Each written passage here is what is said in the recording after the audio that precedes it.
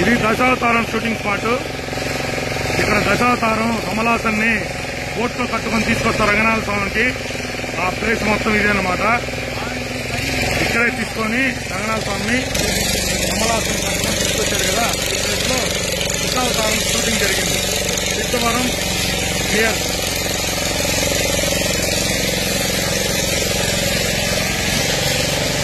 ఇక్కడే Dasavatharam shooting spot.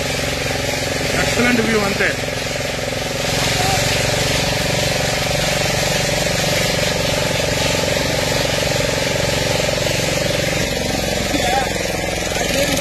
Chidambaram నుంచి 20 కిలోమీటర్లేను.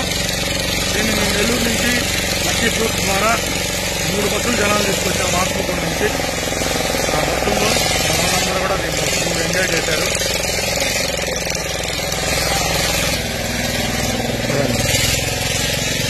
ఇవి ఎట్లా ఉన్నాయండి చెట్లు, మన మర్రి చెట్లు ఆకుల్లాగా ఉన్నాయి. కానీ ఏ చెట్లు అని మనకు తెలియదు. మర్రి చెట్లు ఆకుల్లాగా ఉన్నాయి.